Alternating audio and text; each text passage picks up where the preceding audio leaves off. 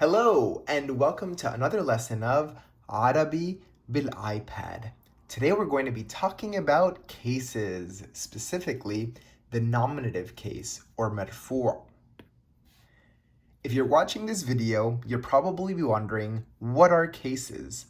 In Arabic, nouns and adjectives take on different endings depending on their function in a sentence. And these endings are often referred to as case endings. For example, a noun that functions as the subject will have a different case ending as the noun that functions as a direct object. But don't worry if this doesn't make sense yet. Going through some examples will help. The good news is that some words don't even take case endings, such as pronouns like ana or anta, singular demonstratives like hada or hadihi, and interrogatives like men or aina. In Arabic, there are just three cases: the nominative case, marfu', the genitive case, majroor, and the accusative case, mansub. Today, we're just going to focus on the nominative case. Each case has two settings, definite and indefinite.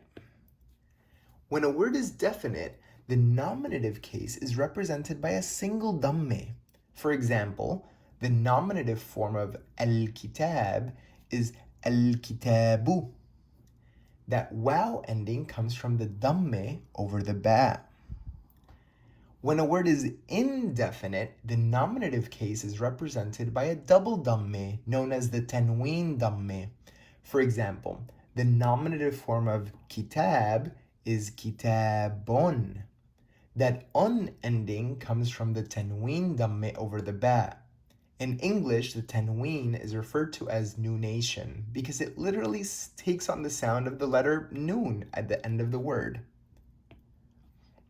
Now that you know what the nominative case is, you'll want to know when to use it. In Arabic, the nominative case is used primarily in two scenarios. The first scenario is the subject of any sentence. I put a little asterisk there because, like everything, there are some exceptions, but we'll cover those much later in a separate video. For now, just remember that the subject, unless I tell you otherwise, takes the nominative case.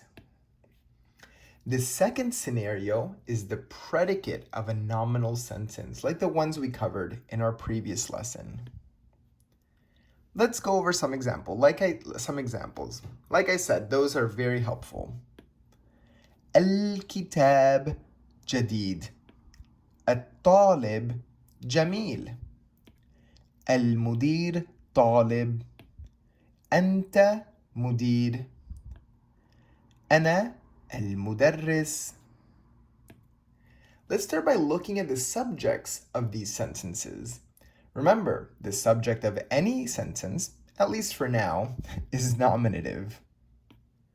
Notice that the first three subjects are definite nouns, meaning they take the single damme.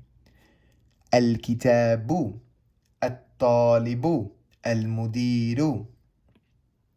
But what about the last two? Notice the subjects are pronouns, which means they do not take any case endings. Anta, ana. Let's take a look at the predicates now.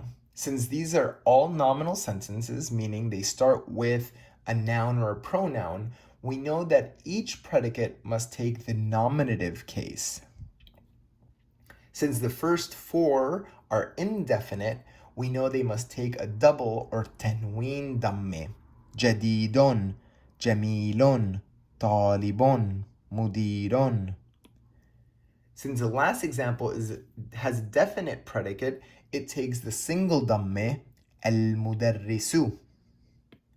One last note, in case you were wondering, you may have noticed that the predicates for the first two sentences are adjectives, and the last three predicates are nouns. Since they are all predicates of nominal sentences, don't let that confuse you. They all take the nominative case. The only distinction between them is whether the word is definite or indefinite.